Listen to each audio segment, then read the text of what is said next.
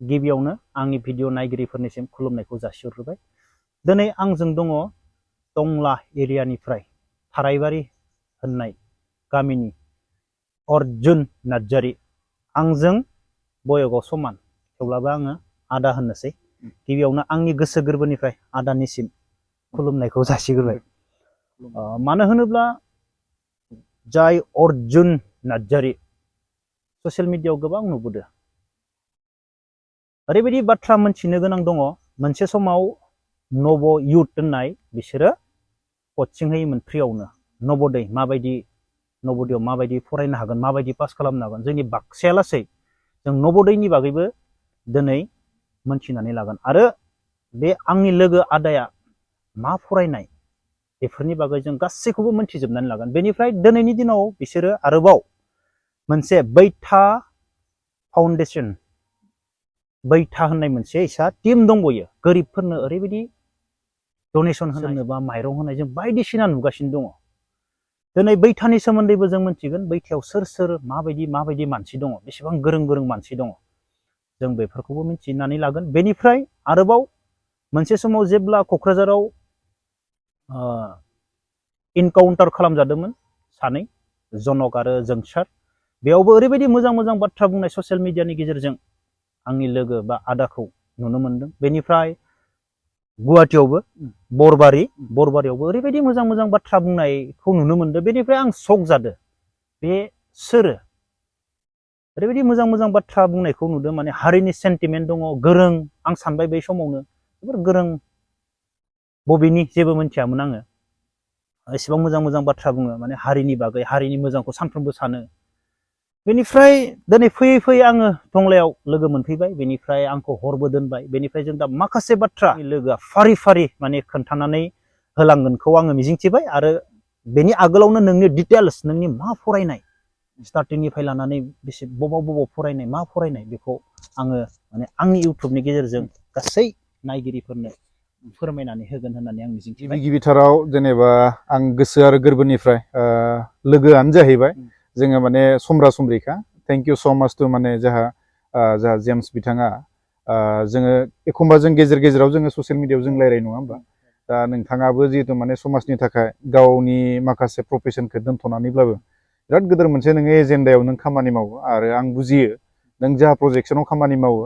हारि अनफावरि आरो हारिनि थाखायनो खामानि मावो। थिग बेबायदिनो फैयै फैयै हयथ' जों बिनि थाखायसो जों लोगो मोनलायदों। नोंबो इसु बेस्ट, आंबो इसु बेस्ट, जाथिनि सानो, नोंबो सानो, आंबो सानो।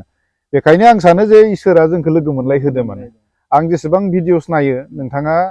मोनसे नङा मोनसे ससियेल इस्युसखौ लानानैसो फैयो। थिग बेबायदियैनो जोंबो बेखौनो मावबाय थानायलाय हयथ' जोङो लोगो मोनलायनानै मैया नोंथाङा आंनि न'आव फैनायलाय आं बिराद गोजोननाय मोनदों गोसोनिफ्राय। आं मा जाहोनो हादो हाया बेथ' सेकेन्डारि जाहैबाय। आंनि न'खौबो नोङो नायबाय, गोबाय देराब्लाबो थाबाय। थेंक इउ गिबियावनो। ओमफ्राय जाहाथे नोंथाङा बेबायदिनो मोजां मोजां समाजारि बिथिङाव गोबां समाजनि जेंना जेंगोना बेफोरखौ लानानै भिडिअसफोरखौ खालायलांबाय था। मोजां मोजां इस्युखौ लानानै खालाय, आंनि बे मोनसे गिबिथाराव खावलायनाय आरो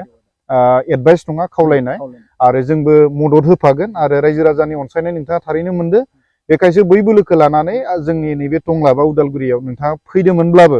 दिनै खिन्थु जोंनि टंला हालामनि बा पानेरि हालामनि जेंना जेंगोनानि सायाव नोंथाङा सावरायनो थाखाय आंदो जेनेबा नोंथाङा लोगो हमदो।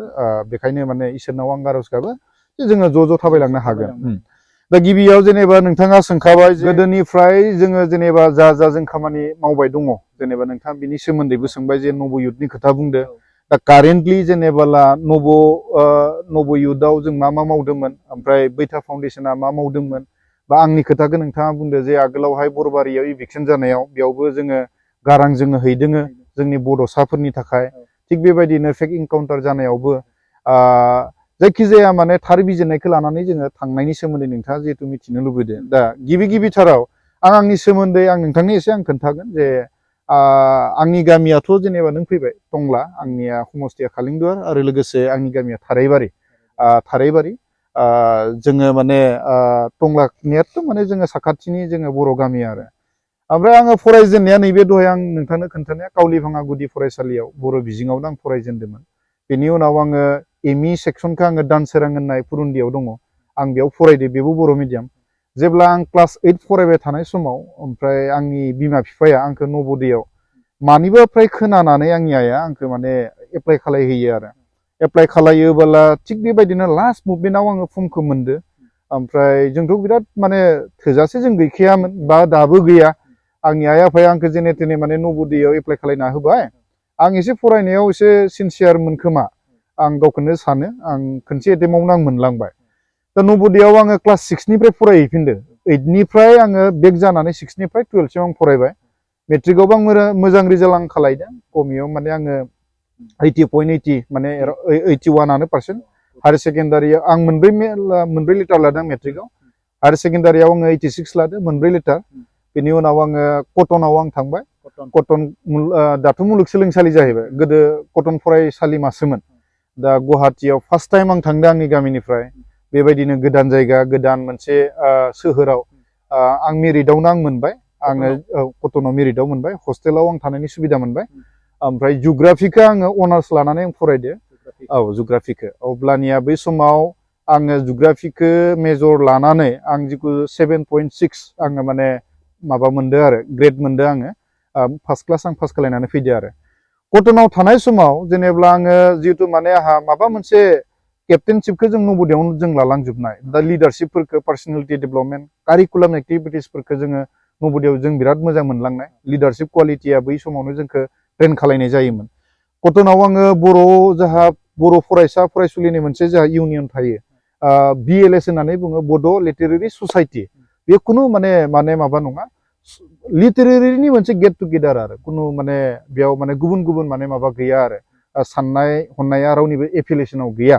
थुनलाइयारि मोनसे गौथुम थायो आरो बेयाव जोङो बर' फरायसा फरायसुलिफोरा ज' जायो आरो कटनाव बैयाव जोङो माने बर'फोरनि जोङो माबा थायो आरो जेनेरेल सेक्रेटारि प्रेसिडेन्ट बेबायदि थायो दा बेयाव आं खननै जेनेरेल सेक्रेटारि आं जाबोदोङो 2012 आरो 13 आरो 14 ओमफ्राय बिनि उनाव आङो 12-13 नि गेजेराव कटन फरायसालिमानि जेनेरेल इलेक्सनाव आङो RKB होननाय मोनसे हस्टेलाव दङमोन कस्मोपलिटान होननाय हस्टेल आङो आसुनि सापर्टआव मानो होनबा जोंनि हस्टेला आसु गोजामोन बै समाव आङो गेम सेक्रेटारि आं जानो हादों आरो माइनर गेम दा दुखुनांथाव खोथाया बै समावबो जे जोंनो माने मोजां पस्टखौ होखायामोन आरो बर'फ्राबो माने रावबो थाग थियारि जानानै थाङा दा अब्लाबो आङो माने गेलेनानै आङो देरहादोंमोन ओमफ्राय खामानि आं मावबोदो बै समाव दा बेखिनि आंनि फरायनाया बिनि उनाव लास्टआव आङो मुम्बाइ टिसाव आं थांबाय मुम्बाइ टिसाव आङो MSW खालायहैबाय आङो आदामोनखौ लोगो मोनबाय जे बेबायदि लामा दङ नोङो बेयाव खनसे ट्राइ खालायनाय बेयाव मोनथाम फरिखा होनांगौ नेट थाहैबाय PIT थाबाय PI थाबाय बोरैबा आं लाकिलि माने आङो गुवाहाटि केम्पास आरो मुम्बाइ केम्पास आंनि प्रायरिटिया मुम्बाइ केम्पासमोन मुम्बाइ केम्पासाव आङो खनसे एटेम्पआवनो आं मोनबाय आरो बेयावबो जोङो माने हस्टेल जानाय लोंनाय गासैबो फ्रि मोनजोबबाय हयथ' फ्रि मोनामोनब्ला माने नोङो मेगा सिटि मुम्बाइ बायदियाव जोंफोरनि न'खरा आंखौ फरायहोनो हानाय नङामोन जोङो फरायनानै आङो बेयाव 6.9 आङो बेखिनि पार्सेन्टखौ आं लाना फैनो हादों आरो फार्स्ट क्लास दा बै समनिफ्रायनो आं डेभेलपमेन्टेल सेक्टराव 2016 निफ्राय गोबां बायदि आं प्रजेक्टआव मावबोगासिनो गोबां बायदि प्रजेक्टजों लोगोसे गुबुन आलदा आं स्टेटआव मावदों गुबुन जायगायाव आं मावहैदो आरो दा बेखिनि आंनि सोमोन्दै थाहैबाय आरो न'खराव आंनि आइ आफाया सानैबो आबादारि बिनानाव आरो आंनि बिब' दङ आरो आंबो हाबा जाबाय फिसाला 4-6 बोसोरनि दङ आरो दा क्लास 1आव मोननोसैनो दा नोंथाङा जि सोमोन्दैआव सोंबाय जे जेनेबा हयथ' निस्सय जाहा नोंथाङाबो गोबां खामानि मावनायखौ जोंखौ नुदोंमोन सानसे समाव बहाबा जोङो सोलोंथाइनि मेल जोङो खुंहैदो सांग्रांथि जोङो लाहैदो दा बै समाव नोंथाङा मोनसे खोथाखौ रायखांदो जे नव युथनि सोमोन्दै होननानै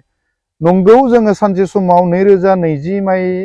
मायथाइनिफ्राय जेब्ला एक्स नवोदयन माने जायफोरा नवोदयाव फरायनानै फार्स्टआव जाहैनाय नवोदया ओरैबायदि मोनसे फरायसालि जाय सरकारा फ्रियाव जोंनि एसटिनि थाखाय जोंखौ बानायना होदो आरो रेसिडेन्सियेल बैयाव फरायनाय जोंनि गोबाङानो बेकार मोननाय नङा दे दाङरिया नों बेखौ नायबानो जाबाय आरो मेक्सिमाम आर्मियाव मोनगोन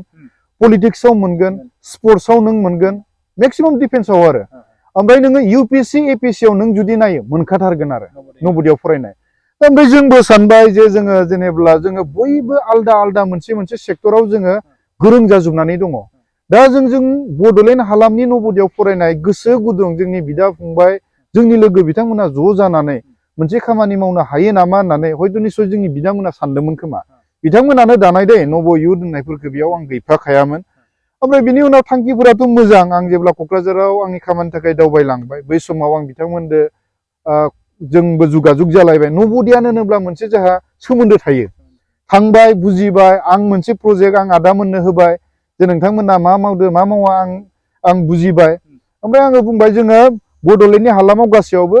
फ्रि कचिं होनायनि मोनसे प्रजेक्ट जों लानांगो आरो एवारनेस प्रग्रामखौ जाय गामियाव रिमोट जायगायाव नब'दयनि सोमोन्दै मोनथिया सांग्रांथि मेल रावबो लाहैयाखै बेयाव जोङो जयै थांनांगो नब'दयनि प्लेटफर्म लानानै आरो गासै नब'दयनि जोङो अथ'रिटिखौ लानानै जों केम्पेनिं खालायदो दे क'क्राझाराव जोङो थांबाय क'क्राझाराव जोङो गोबां जायगायाव जोङो एवारनेस क्रेम्प बानायबाय बिनि उनाव ओमफ्राय जोङो मोनसे टिउसन सेन्टार जों बानायदो ITC इन्टेनसिभ टिउसन सेन्टार दा ओमफ्राय जों इन्टेनसिभ टिउसन सेन्टारखौ जों ओरैबायदि जायगायाव बानायदो जे मोनब्रै मोनबा गामिया ज' फैनानै हमनानै ला बेयाव बयबो कमन जायगायाव फैगोन नब'दयनि सोमोन्दै बिथांमोनखौ फोरोंनाय जागोन मास मोननै मोनथामसो ओमफ्राय फोरोंगिरियाबो जोंनि नब'दयाव फरायनाय पास आउट जानांगोन आरो दा बाथ्राया जाहैबाय फ्रिथ' हाया दिनैनि दिनाव टिउसन लानोब्ला नोंथाङा जेनेबा 1000-1500 लायो जों बेखौ 200-250 खालायना होदो आरो जाहाथे मोनसे एकाउन्टेबिलिटि थायो ट्रेन्सपारेन्सि जे गार्जेनाबो माबा मोनसे होदो बेबायदि आरो दायित्वखौ लाहोनो नोंथांमोननि जेनेबा क'क्राझाराव जों बनरगावफोराव जोङो टिउसन सेन्टार बानायदो ओमफ्राय बिनि उनाव जेनेबा दतमाफोराव जोङो बेयाव बयबो रायजो राजानि अनसायनाय जोङो मोनदो आरो माने बिनि उनाव जोङो एकदम गंगिया होननाय इउनिट एबसु बिथांमोनजोंनो जों मावदो बा बे माबायावबो दतमायावबो जोंहा दुलाराय बर' फरायसा आफादनि अननायावनो बेफोर खामानिया जालांदो बनरगावबो फरायसा आफादजोंनो जों खामानिखौ मावदो आरो ओमफ्राय बिनि उनाव फैयै फैयै नोंथांमोननि बे बाक्सायावबो जों हाबदो बाक्सायाव नोंथांमोननियाव मुसलपुराव हाबबाय बाथौफुरि ओमफ्राय अदालबारि ओमफ्राय ओरैबायदि जोङो बेयाव अदालबारि ओमफ्राय बाथौफुरियाव जों टिउसन सेन्टार बानायबाय ओमफ्राय रिजाल्टआ बिराद मोजां नोंथांमोननियाव अदालबारियाव नोंथांमोन जाय सेन्टार जों बानायनाय 7 मोनदो आरो बर'आ सासे जेनेरेल कथायाव टपार जादो सेकेन्ड टपार अदालबारियाव नोंथाङा थाङोब्ला जिहेतु नोंथाङा बे लकेलनि मानसि सोङोब्ला मोनगोन आरो रावबो बेबायदि खालायहैफेराखैमोन दे ओमफ्राय बे बाथौफुरनिफ्राय 3 मोनदो आरो दा बिनि गेजेराव आं थांजोबनानै आङो बयखौबो फेलिसिटेसन आं खालायहैजोबदो हो ओमफ्राय सोरबा सासे एडमिसन लायाखै जाहैदो आरो दा जोंनि उदालगुरियाव जोङो खालायबाय उदालगुरियावबो जोङो केम्पेनिं जों खालायबाय उदालगुरि नब'दयखौ जों लानानै ओमफ्राय बिनि उनाव जों चिराङावबो जों खालायदो खमियाव जोङो 15 जनसो गथ'खौ जोङो माबानो हादो आरो जोंनि बे केम्पनि थ्रुयै आरो खिन्थु इनडाइरेक्टलि डाइरेक्टलि गोबां गार्जेनफ्रानो बेनिफिट जादों मानो होनबा गोबाङानो मिथियामोन जोङो बेखौ बिराद भकेल खालायनानै होबाय इसुखौ जोङो ससियेल मिडियायाव जोङो बिराद माने जों सेल खालायबाय मार्केटिं जों खालायबाय सार्थआनो जाहैबाय जे बर'आ जायखिजाया बिजोङावनो फराया मानो मोजां मोनसे सरकारिया फसंथानाव जाय फसंथाना नोंखौ सुबुं सम्पद दानायनि थाखाय गोबाङानो होदोब्लाबो नब'दया आरो बांसिन होबावदो नोंनो बै बांसिननि सुबिदाखौ जों मानो लाया जानो फेसिलिटिसफोरखौ दा बेखायनो जेनेबा आंनि साननाया बे जे जोंहा जातियता सार्थ थाखानांगोन जों बर' बिजोंखौबो जों लांफानांगोन लोगोसे सोरबाया जुदि हानायफोरा गुबुन बिजोङाव फरायोब्लाबो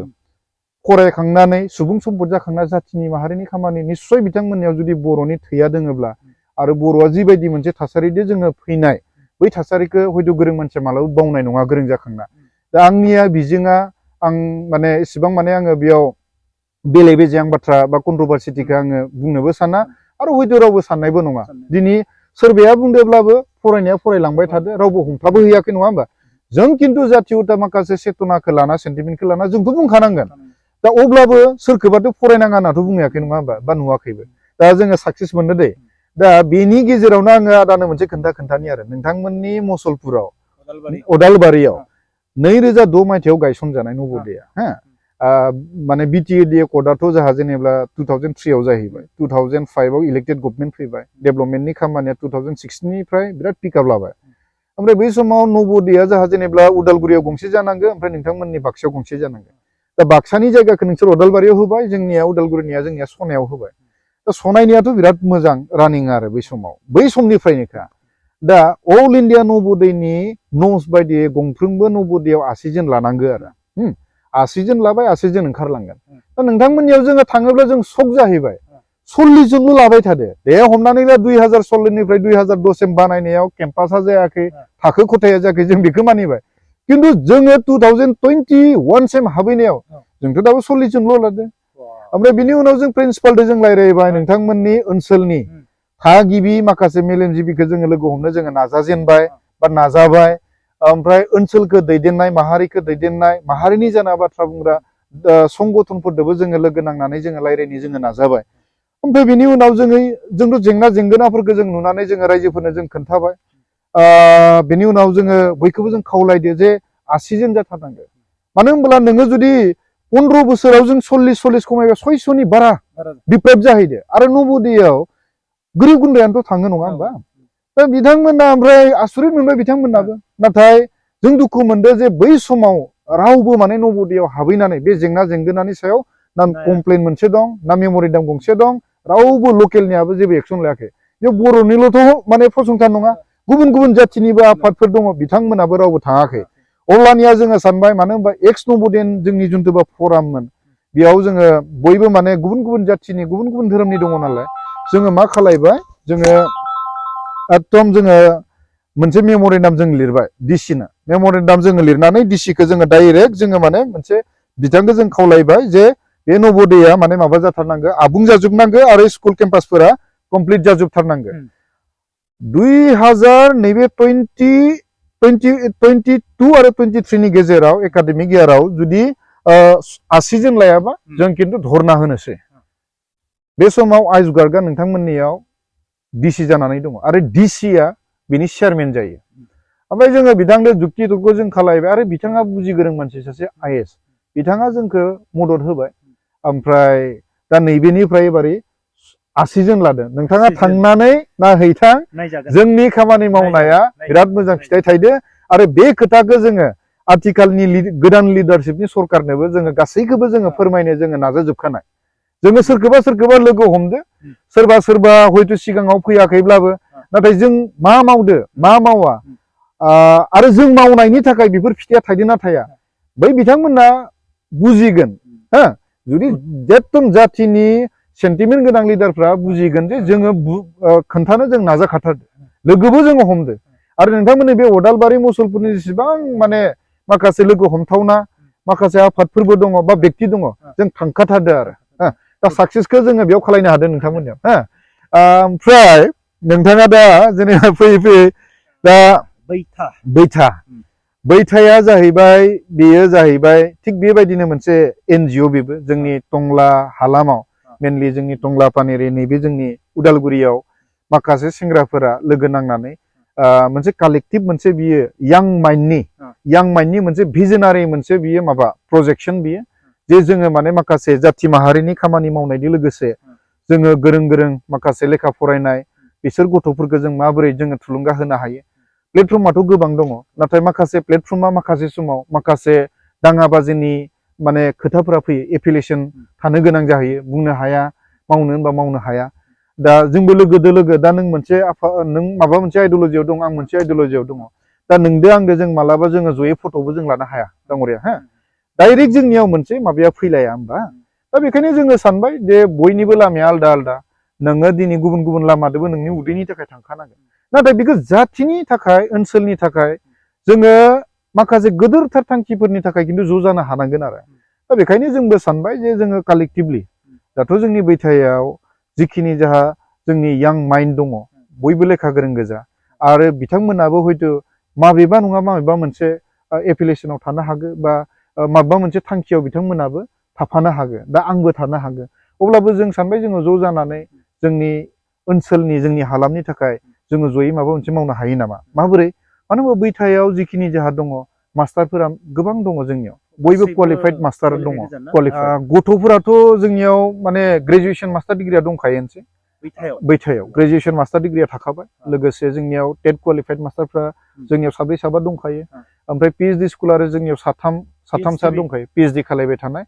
दा एसिस्टेन्ट प्रफेसार हिसाबै रिसेन्टलि जोंनि सासे आदा खनिन होननाय बिथाङाबो आंनि नबोदियावनो सिनियर दाखालि टंला कलेजाव बिथाङा एपइन्टमेन्ट मोनबाय बिथाङा फर्मार प्रेसिडेन्टमोन जोंनि बैथानि फर्मार प्रेसिडेन्टमोन दा बिथाङा इंलिसाव बिराद मोजांखा आरो इंलिसावनो बे एसिस्टेन्ट प्रफेसार मोनबाय दा ओमफ्राय जोंहा केमिस्ट्रिनि दङ एसिस्टेन्ट प्रफेसार PhD रानिं बिनि उनाव आरो PhD खालायबावनाय दङ ओमफ्राय जोंनियाव आरोबाव थाहैबाय जोंनिनो लोगो बिथाङा बैथादो अट'प्रट' जुरित आगोलनिफ्रायनो बिथाङा जोंनि सासे लोगोमोन बे ACS मोनलांदो बिथाङा रिसेन्टलि हाबाबो जाबाय नै मैया जोङो थांदो बयबो दा आंबो थाबाय जेनेब्ला आङो डेभेलपमेन्टेल सेक्टराव जों थाहैबाय दा बे आरो रावबो नङा आरो बैथायाव जेसेबां नोङो नुदों ना नैबे लकेलनि गोजा दा रावबो माने गासिबो समाव जोङो नेगेटिभखौ लाना जों सन्देहल' जालायनाङा आंनि खावलायनाया नुखाबाय थानाय आं सोरदो थाङो सोरदो जायो मा बाथ्रा बुङो मा बुङा जोंखौथ' बयबो बिजिरनो हागोन मालाबा जोंनि गेजेराव गोरोन्थि बुजिलायनाया निस्सय जानो हागौ खिन्थु रायलायनांगोन आरो सन्देहदो थानानै जोङो सोरखौबा माने आलदा बाथ्रा बुंबाय थायोब्ला जोंनियाव गेबा बारा थांगोन आरो दा बेथ' बे थांबायानोसै बैथाया खिन्थु जोंनि लकेलनि गोजा आरो यां मोनसे प्लेटफर्म आरो नन पलिटिकेल ए पलिटिकेल बयबो फरायजोबनाय रावबो रावखौबो मिसगाइड खालायनो हाया मिसलिड खालायनो हाया थोजासे नांगौ जखानि मेचुरिटि जाखाजोबनाय बैसोआवबो आरो लेखा फरायनायावबो बयबो दंजोबो आरो रावबो जोङो बेखौ अपरचुनिटि हिसाबै गावनि पकेटिंनि थाखाय जोङो रावबो सानखाया आरो साननोबो हाखाया बाख्नायथाव लोगो नांनानै बा सोरखौबा मदद खालामनो एसेबां गोरों मानसि गोजा बेफोरसो खामानि हारिनि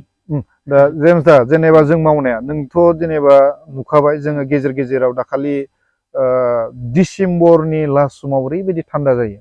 जोङो माने जायफोरा माने मेगन मोजां नुवा बा खोनाया एकदम गैथारै न'खरफोरखौ जों नायनानै जोङो एराउन्ड जोङो 15 न'खरल' जों बारा हायाखै मानो होनबा जोंनियाव जोंहा जेबो माने मुलधन गैया केपिटेलबो गैया जों खांनानैसो जों मावो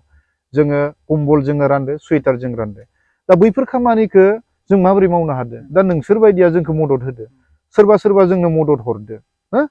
आं नाम लाया बिथांमोना जोंनो मदद होदो आरो जोङो बैथा जानानै जों मावनानै जों होदो बेनि उनाव गेजेर ससेयाव जोङो रान्दि आइजोफोर 10 जनल' बाराखौ हायाखै जोङो थिंगांब्रै होनानै जोङो दाउ होबाय दाउ माने जोङो बिदै दैनाय दाउ जोङो होदो जे नोंथांमोना गरसेखौ गरनै निस्सय नोंथांमोना गावबो एसे नाजानांगोन सोरबाया नोंनोथ' रावबो ओरैनो होआ बेखायनो जोङो जेनेब्ला जोंनिफ्राय एसे होनानै हयथ' नोंथाङाबो नोंथांनि साननानै बेखौ गरसेखौ गरनै खालायनांगोननि दायथ' थाया होमबा दा जोङो 10 जन रान्दि आइजोखौ जोङो बेबायदि दाउ आरो थिंबो जोङो होनानै मदद होबाय आरो जेब्ला दैबानाया जाफुबाय थादोंमोन कर'नाफोर जादोंमोन अब्लानिया बै समाव जोङो माबाबो जोङो रानदो सेनिटाइजार ओमफ्राय मास्कफोर जोङो रानदो ओमफ्राय दैबाना जाफुबाय थायोब्ला जोङो मोनसे NGOनिफ्राय एसे जोङो फैसा मोन्दोंमोन बेयाव जोङो रेसन जोङो रानदो ओमफ्राय दैनि थाखाय जोङो ब्लिचिं पाउडार क्लराइड जुन्थुबा मा जाहा टेब्लेट थायो जोङो PHCनिफ्राय जोङो लोगो नांनानै गामिबो जोङो बेफोरखौ होनाय जादों ओमफ्राय नवोदयनि जेसेबां माने सांग्रांथि मेल लानांगौ नवोदय फरायसालिनि अथ'रिटिखौ जोंनि लकेलाव जोङो लाबोदों मानो लाबोदो जे गार्जेना नुनांगौ दा जोंखौथ' नुबायानो थायो बेखायनो नवोदयनि जुदि सोरबा मास्टारा फैयोब्ला गार्जेना आरोबाव गोजोनबावगोन दा बैखौ लानानै जोङो बैथाया नवोदयनि मास्टारफोरखौ जों लानानै एकदम एवारनेस प्रग्राम जों खालायनानै होदो आरो ओमफ्राय बेनि उनाव जोङो दा जों जाय हाबाफारिखौ जों रनसाय बिनि सिगाङाव नैखौ बुंगोन नैबे थांनाय सप्ता मोननैनि सिगाङाव जोङो बृष्टिदान आइ हस्पिटाल होननाय जोङो गोबां जोङो जायगायाव हायाखैब्लाबो जोङो सोमलिगुरि VCDC बुंनाय जोंनि कालिंगुरावनो ओमफ्राय रतनपुराव जोङो बेयाव VCDCयावनो जोङो जिहेतु माने जोङो नन पलिटिकेल नालाय जोङो बयखौबो नांगोन जोङो रावखौबो जों सोंखारिया जोङो VCDC बुंनाय लोगो पार्टिनि खोथाया फैगोन नङा होमबा जोङो जाथि आरो जोंनि हालामनि जौगानांगौनि सार्थआव जोङो जोंनि डिफारेन्सफोरखौ जोङो साइडआव दोनथ'नानैब्लाबो जों खामानि मावनांगोन बेखायनो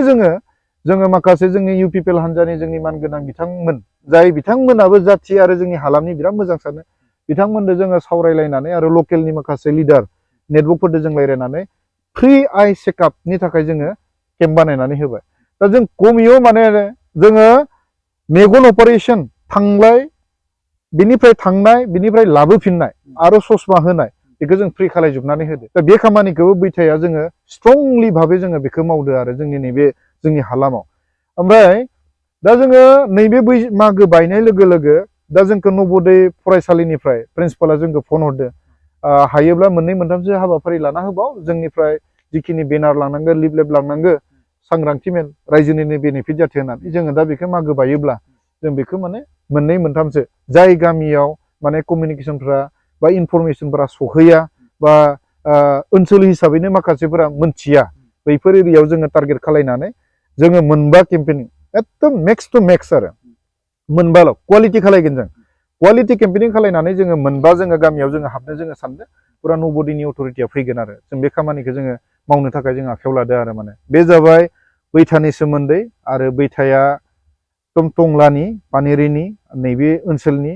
बयबो मोनथिजोबो आरो जोंबो सानफ्रोमबो जोंनि इंटेग्रिटी आरो लकेलनि जन्थु बा जाहा इनटेक इंटेग्रिटी जाहा मोनसे डिसिप्लिन थायो आरो जों कोलाबोरेशन थायो कोर भेलुफोरा एकाउन्टेबिलिटी ट्रेन्सपारेन्सि बेखौ लानानै जोङो रावनिबो जों बेरेखा जों मावनाय नङा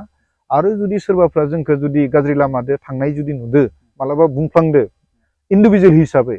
बियो व्यक्तिनि खोथा जाहैगोन खिन्थु बैथानि बे जानाय नङा आरो खिन्थु जोङो सानफ्रोमबो माने बयदोबो जोङो थांफानायानो जोंनि सिमां आरो जों बिदिनो जों थांफाबाय थागोन आरो आसा खालायो जोंखौ बयबो माने बोरैबा जों गोरोन्थि लामाजों थांफ्लांबाय अननानै आसि खिन्थि खिन्थु